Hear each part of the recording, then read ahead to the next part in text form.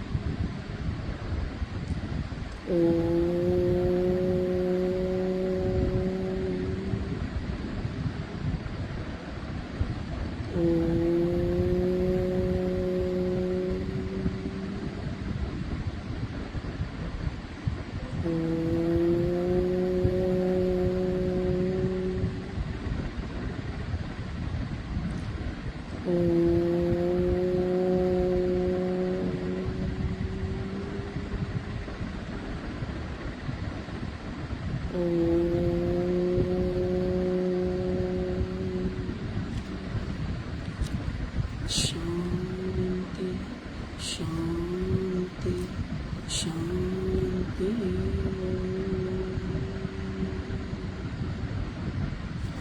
शुक्राना प्रभु, शुक्राना प्रभु, शुक्राना प्रभु, शुक्राना प्रभु, शुक्राना प्रभु, शुक्राना प्रभु, शुक्राना प्रभु, शुक्राना प्रभु, शुक्राना प्रभु, शुक्राना प्रभु, शुक्राना प्रभु।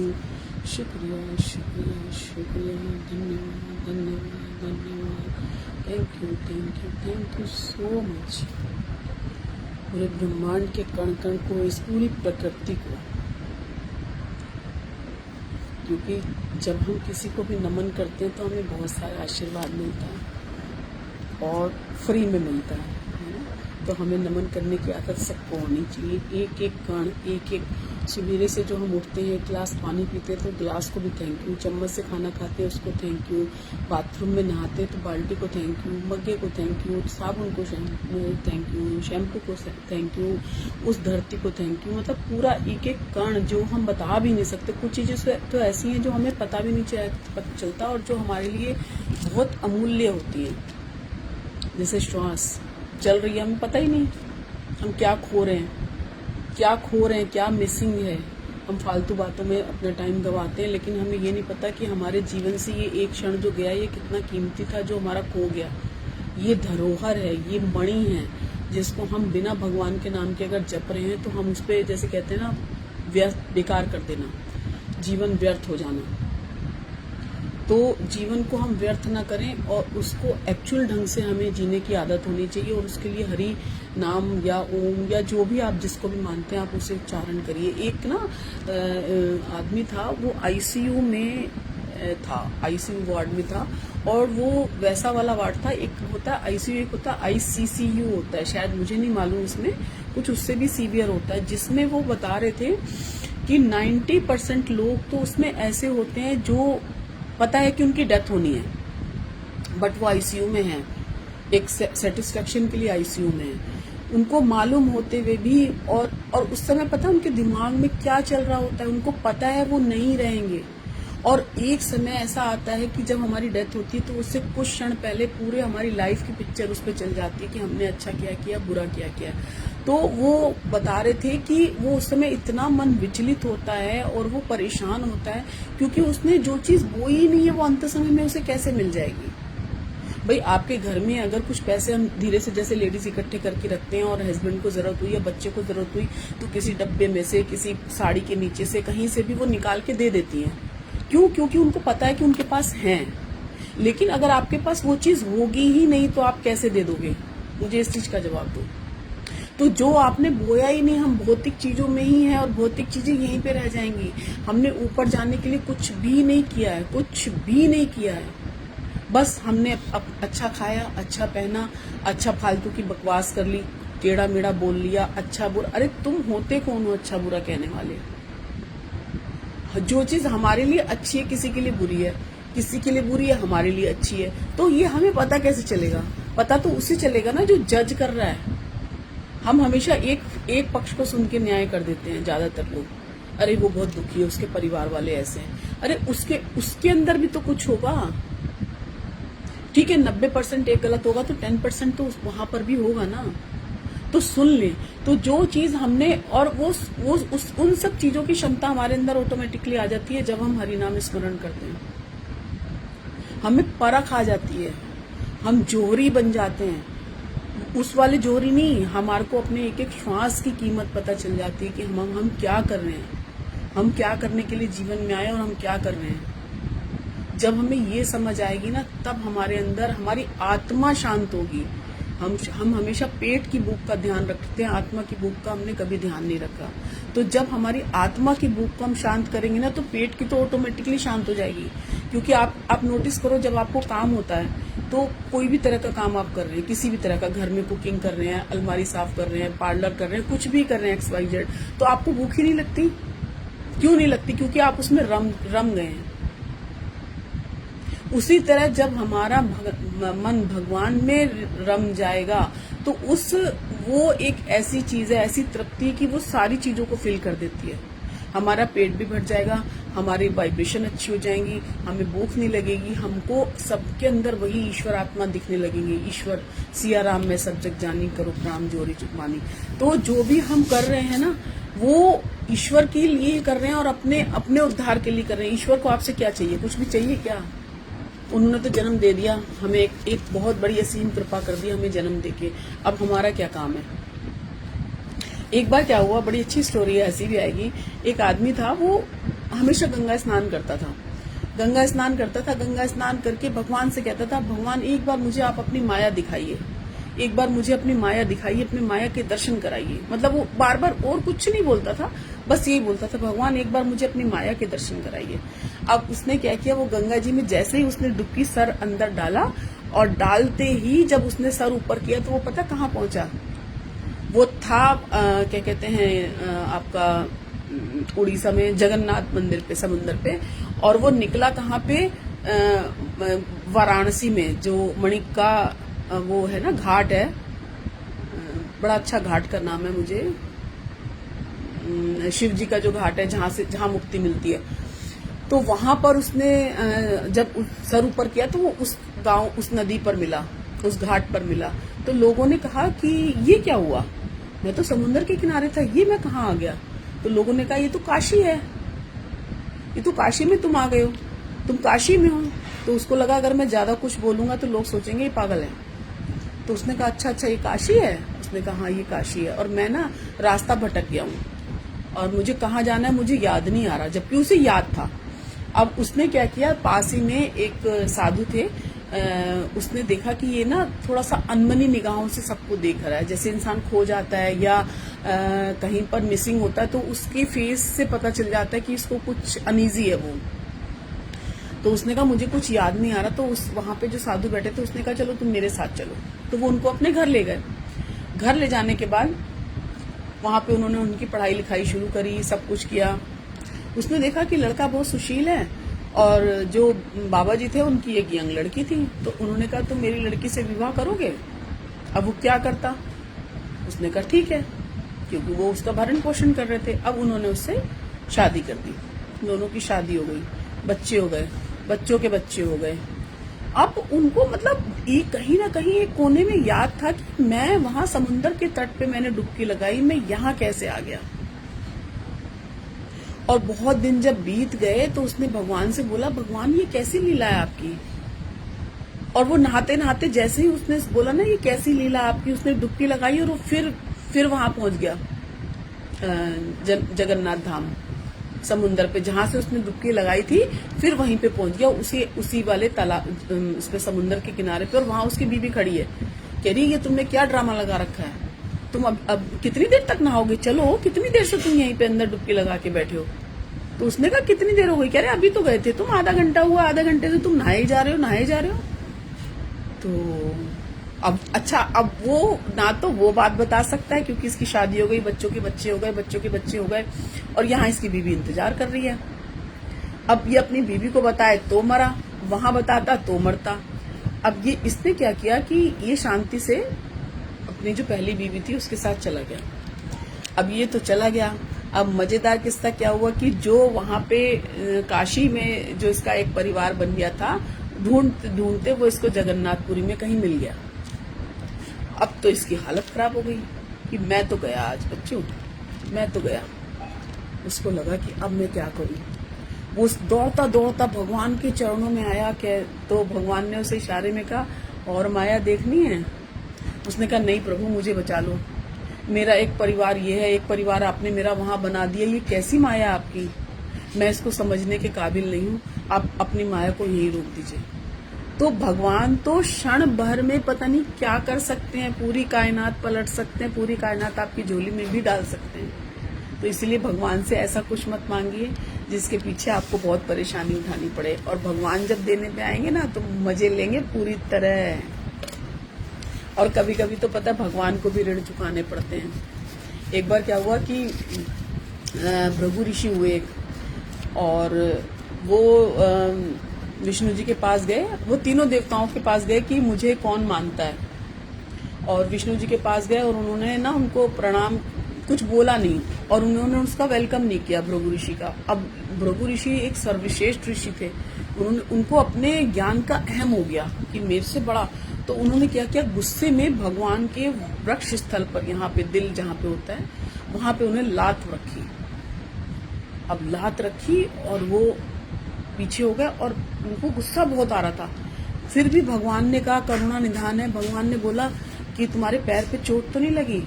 तो उनको लगा अरे भगवान तो कितने दयालु हैं, कितने करुणा में हैं। उनका ये कहना था, लेकिन लक्ष्मी जी बहुत रुष्ट हो गई। वो रुष्ट इसलिए हो कि ये स्थान मेरा था, विष्णु जी के दिल में मैं विराजती हूँ, आपने मेरे को लात मारी है, मेरे को लात मारी है। अब यहाँ से मैं चली जाऊंगी पृथ्वी लोक पे। अब लक्ष्मी जी पृथ्वी लोक पे चली गई, पृथ्वी लोक पे चली गई। अब यहाँ पे सारा सोना हो गया, क्योंकि वैभव तो लेडीज से ही आता है, धन लक्ष्मी जी हैं। और इन्होंने जहां पर भृगु ऋषि के घर में जो स्थान जन्म लिया इन्होंने, वहीं पर विष्णु भगवान इनके पीछे पीछे, क्योंकि सारी जो वैभव था वो खत्म हो गया। अब विष्णु जी इनके पीछे पीछे धरती लोक पे आ गए। अब धरती लोक में जो वहां का स्थान था, क्या नाम था उसका, वेंकटेश नगरी थी एक, वहां पर जाके इन्होंने एक पेड़ की उसमें छाल के नीचे बैठ गए और वहां पर तपस्या करने लगी विष्णु जी। अब विष्णु जी वहां तपस्या करते थे और एक गाय आके ना उनको दुग्ध डेली चढ़ा के चली जाती थी, और जिसकी गाय थी वो सोचता था कि ये गाय दूध क्यों नहीं देती, इतना चारा खिलाता हूँ, सब कुछ करता हूँ, कि तो दूध क्यों नहीं देती। एक दिन उन्होंने जाके देखा तो उनको बहुत गुस्सा आया और उसने गाय को मारने के लिए दौड़े। अब जैसे ही गाय को मारने के लिए दौड़े, विष्णु जी ने अपना सर आगे कर दिया। तो आज भी जो वहां पे तिरुपति में जो यहाँ पे टीका लगता है ना विष्णु जी के, ये यहाँ पे वो कहते हैं कि उसी का निशान है, और इसीलिए उस पर चंदन लगाया जाता है ताकि उनको हील हो जाए उनका वो स्थान। और अब क्या था वहां की वो व्यवस्था तो हो गई। अब इनके साथ क्या हुआ कि विष्णु भगवान जी को उनसे शादी करनी थी। अब ये तो बहुत नॉर्मल साधु के रूप में थे। अब इन्होंने कहा कि मैं विष्णु लक्ष्मी जी से शादी करूंगा तो मेरे को धन चाहिए। अब इन्होंने कुबेर के पास गए, उनसे धन की डिमांड करी। उन्होंने कहा ठीक है, मैं आपको सारा वैभव दे दूंगा, लेकिन कली के अंत तक यहाँ पर जो भी चढ़ावा आएगा वो ऋण आपको उतारना पड़ेगा। तो भगवान बोले ठीक है, तथास्तु। तो आज भी जो वहां पर जाते हैं तिरुपति, जो हम लोग जाते हैं, जो बाल अपने उतारते हैं या जो भी हम वहां दान पात्र में डालते हैं, तो ये कुबेर जी का जो ऋण उन्होंने विष्णु जी ने लिया था, ये उसका प्रतीकात्मक रूप है। और इसीलिए वहां पे कभी भंडारे खाली नहीं होते, क्योंकि साक्षात लक्ष्मी और विष्णु जी का वहां पे वास है। तो जहां पर भगवान विराजमान होंगे वहां पर धन की कमी होगी क्या? लेकिन हम धरती पर आए हैं तो हमें एक चीज का हमेशा ध्यान रखना चाहिए कि हम दुआएं और आशीर्वाद इकट्ठी करें, बाकी सब तो पीछे पीछे अपने आप आ जाएगा। और अपने अतीत को कभी ना भूलें। कभी कभी हम क्या होता है, पहले तो हम नॉर्मल जीवन जीते हैं, फिर बहुत रईस हो जाते हैं, अपना जो हमने वो जीवन बिताया कष्ट में वो हम सब भूल जाते हैं कि हमारे साथ हुआ क्या था। एक मजदूर मजदूरी कर रहा था, उसको चोट लग गई। अब चोट लग गई तो उसका एक छोटा बालक था 10 साल का। अब वो उसको चोट लग गई, वो तो घर बैठ गया। अब बालक को लगा कि हमारे घर में खाना कैसे बनेगा, तो वो अपने पिता के स्थान पर जाकर वो सीमेंट और गारा वारा उठाने लगा। तो वहां का जो बिल्डर आया, उसने देखा कि इतना छोटा बच्चा इतनी मेहनत कर रहा है, उसे उठाया नहीं जा रहा और वो फिर भी मेहनत किए जा रहा है। तो वो उसने उस बच्चे को देखा और बुलाया कि इधर आओ, और उसकी जो धूल वूल लगी थी उसको झाड़ा और बोला कि तुम मेहनत क्यों कर रहे हो, तुम्हारे माता पिता कहाँ हैं? उसने कहा मेरे पिताजी को चोट लग गई और जो है खाना घर में कैसे बनेगा, इसलिए मैं उनका काम कर रहा हूँ। तो उसने कहा तुम पढ़ाई नहीं करते, तुम्हें पढ़ाई करना अच्छा नहीं लगता? उसने कहा नहीं, मुझे बहुत अच्छा लगता है पढ़ाई करना और मुझे पढ़ाई का बहुत शौक है, लेकिन अभी मेरी मजबूरी है, मेरे घर में खाना कैसे पकेगा? मेरे को तो खाना मिल जाता था, मैं जिस स्कूल में जाता था मुझे खिचड़ी मिल जाती थी, लेकिन मेरे माता पिता क्या खाएंगे? तो उसने कहा अच्छा। उसने कहा तुम्हें 20 तक पहाड़े आते हैं लिखने? उसने कहा हाँ, आपको लिख के दिखाऊं? उसने जल्दी जल्दी रेत पर 1 से 20 तक के पहाड़े लिख के दिखा दिए। अब वो जो बिल्डर था ना, वो बहुत खुश हो गया, उसको अपना एक अतीत याद आ गया उस बच्चे के रूप में कि वो स्ट्रगल करके कैसे यहाँ तक पहुंचा है। तो उसने उसे जो है एक्सेप्ट किया और उसे बोला कि तुम घर जाओ, और जो उसका मुंशी था उसको बोला इसको 20 दिन की पगार देके इसके घर भेजो और इसके फादर की अच्छे से अच्छा ट्रीटमेंट कराओ। और उस बच्चे को बोला 20 दिन बाद तुम आना और 40 तक के पहाड़े याद करके आना, तुम्हें 40 दिन की पगार दूंगा। तो बच्चा बोला ये पगार क्या होती है, क्योंकि वो तो बहुत छोटा था, उसे पता ही नहीं था। तो उसने कहा जो तुम यहाँ पे कमाओगे उसको पगार बोलते हैं। उसने कहा ठीक है। वो बहुत खुश हो गया कि मेरे को 20 दिन की पगार मिल गई, मेरे मम्मी पापा खाना खा पाएंगे, फिर मैं 40। इसको कहते हैं प्रोत्साहन देना। आपके जीवन में कोई अगर आया है ना और उसने आपको थोड़ा सा भी मोटिवेट किया है तो आप उसको सराहना करनी चाहिए। मोटिवेट करिए किसी को भी आप मोटिवेट करते हैं ना, तो एक जीवन से पूरा एक भविष्य, मतलब पूरा एक जो कहते हैं ना, एक लेडीज से पूरा एक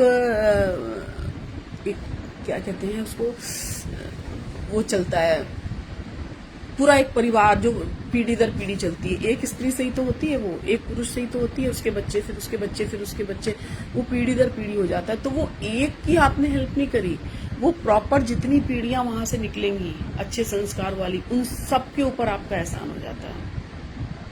और एहसान नहीं, आपका कर्तव्य है। आप हाथ से हाथ बढ़ा के चलिए, ये बहुत जरूरी चीजें हैं। आप किसी को मोटिवेट करिए, किसी को पढ़ने का मन है तो उसे पढ़ाइए।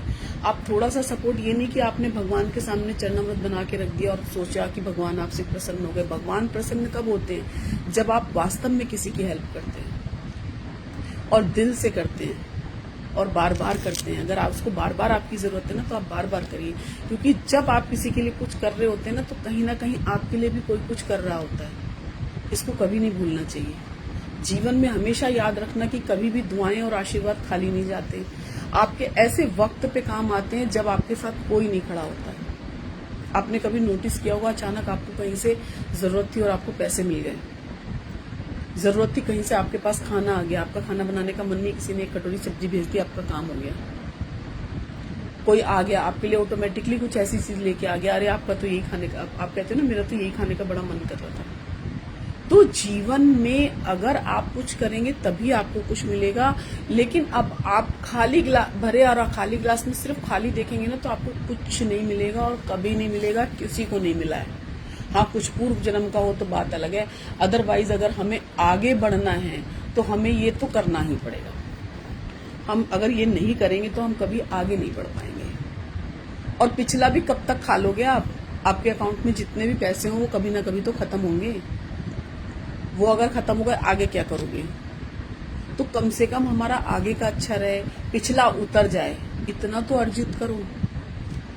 और अपनी हेल्थ का बहुत अच्छा ध्यान रखो। इसमें छोटी छोटी कोटेशन में एक बहुत अच्छा था कि तांबे के पात्र से क्या क्या लाभ होते हैं। देखो, इसमें एक तो यह है कि कीटाणुओं का नाश हो जाता है, मस्तिष्क की कार्य क्षमता और स्मृति शक्ति बढ़ती है, थायराइड हार्मोन्स के स्तर को स्वाभाविक रूप से संतुलन करता है तांबे का पानी, गठिया और जोड़े को दर्द का सूजन को कम करता है, त्वचा के स्वास्थ्य में अद्भुत निखार लाता है, बुढ़ापे की कोशिकाओं को मंद और त्वचा को तरुण रखता है, जवान रखता है, पाचन तंत्र की क्रियाविधि को सुधार और एसिडिटी में राहत करता है, खून की कमी को दूर करता है, कैंसर कोशिकाओं को विकास को रोकने में प्रभावी रूप से मदद करता है, हृदय की मांसपेशियों को मजबूत और रक्तचाप को नियंत्रण करता है।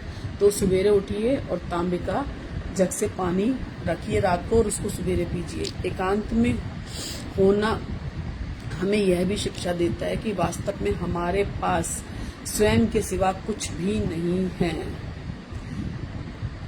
खुद का माइनस पॉइंट जान लेना जिंदगी का सबसे बड़ा प्लस पॉइंट है। बाहर भीतर एक रस, सरल स्वच्छ व्यवहार, कथनी करनी एक सी, यही धर्म का सार।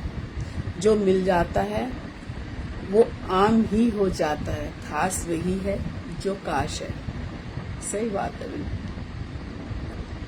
जितना प्रभु ने दिया उसमें खुश रहना सीखें। लालच का कोई अंत नहीं होता और संतोष से बड़ा कोई धन नहीं होता। समय के पास इतना समय नहीं कि आपको दोबारा समय दे। कभी अहंकार मत करना, क्योंकि सुबह होने तक फूल भी नहीं जान पाते कि उनकी जगह मंदिर में होगी या अर्थी पर।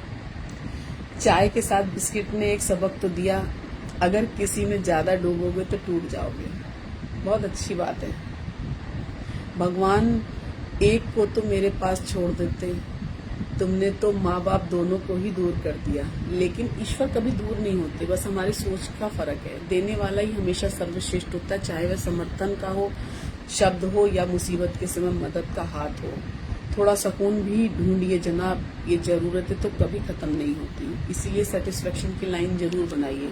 जिन रिश्तों में सहनशीलता, समझदारी और निस्वार्थ भावना ज्यादा होगी, उन रिश्तों की उम्र लंबी होगी। और जिन रिश्तों में स्वार्थ, स्वाभिमान, ईर्ष्या, द्वेष होगा, वे रिश्ते बस कुछ ही देर के मेहमान होंगे। हम कौन है यह हमारे कर्म तय करते हैं, ना कि लोगों की बातें। जीवन में अगर परिस्थितियां बहुत खराब हो तो अपनी परेशानियां ईश्वर को अर्पण कर दें और सिर्फ ईश्वर का चिंतन करिए। विश्वास रखिए, ईश्वर सब जानते हैं और वो सब संभाल लेंगे। भगवान का बार बार धन्यवाद करें उस समय और जगह पर होने के लिए जहां पर आपके पास कोई भी नहीं था। आपको जहां होना चाहिए वहां तक आपको ले जाना आपका काम है। ये ऐसा था, वो वैसा था, इसीलिए आप ऐसे हैं। अगर ऐसा सोचते रहेंगे तो आप ऐसे ही रह जाएंगे हमेशा। विपत्ति में धैर्य, वैभव में दया और संकट में सहनशीलता ही श्रेष्ठ व्यक्ति के लक्षण हैं। हासिल कर लीजिए या गंवा दीजिए, मगर अपने स्वार्थ के लिए किसी को इस्तेमाल मत कीजिए। सबकी जिंदगी का पेपर अलग है, नकल करना व्यर्थ है। मन से अमीर रहिए, धन का क्या है, ये तो आता जाता रहता है। इसीलिए हमें सिर्फ और सिर्फ क्या करना है, भगवान का नाम लेना है। हर मुश्किल में एक मौका छिपा होता है। जैसे ही हमें लगे कि हम थोड़े से भी कष्ट में हैं या हमें कोई प्रॉब्लम हो रही है, हम तब भगवान का नाम लेते हैं, तब मंदिरों में जाके मन्नत मांगते हैं। लेकिन अगर हम थोड़ा थोड़ा स्मरण करते रहे ना, तो हमारे पास वो वाली दवाई हर वक्त अवेलेबल रहेगी जो हमें अंदर से, इनर, हमारा सोल कहते हैं ना, इम्यूनिटी हमारी बूस्ट करेगी। आत्मिक इम्यूनिटी जब हमारी बूस्ट हो जाएगी, हमारा अंदर स्ट्रांग हो जाएगा, इम्यूनिटी हमारी बूस्ट रहेगी, तो हमें कोई हरा नहीं पाएगा और हम हर जगह विजयी होंगे। और जीवन में बहुत नम्रता से, नम्रता मतलब जो कभी नहीं मरता, जो कभी भी नहीं मरता, वो है सिर्फ हरि का भक्त। कम से कम हम थोड़ा सा तो कर सकते हैं। उनके भक्त बनने के लिए तो बहुत सारा त्याग करना पड़ता है, लेकिन हम थोड़ा थोड़ा स्मरण कर सकते हैं। भगवान ने हमें इतनी पावर सबको दी है, सबको दी है। हम सुन नहीं सकते, बोल सकते हैं, देख सकते हैं, स्पर्श कर सकते हैं, महसूस कर सकते हैं। हम जैसे महसूस करते हैं गुलाब जामुन, अरे एकदम से आंखों के सामने वो काला जामुन रस दिखाई देता है। चावल दाल तो हमारे सामने आ जाते हैं। तो क्या हम भगवान का नाम लेके भगवान को सामने नहीं प्रकट कर सकते? हम उनको फील नहीं कर सकते? कर सकते हैं ना? तो करिए, आज से, अभी से करेंगे तभी मिलेगा, नहीं करेंगे तो कभी नहीं मिलेगा। इसीलिए अपना खूब ध्यान रखिए, हरि स्मरण करते रहिए, और जीवन के साथ भी, जीवन के बाद भी सिर्फ यही जाएगा। करके देखिए, पहले इस्तेमाल करें फिर विश्वास करें, गारंटी है 100% आप निखर जाएंगे। कभी बिखरेंगे नहीं, हमेशा निखरते रहेंगे। सभी को जय श्री राम, जय श्री राम, जय जय Shri Ram. Thank you so much जुड़ने के लिए।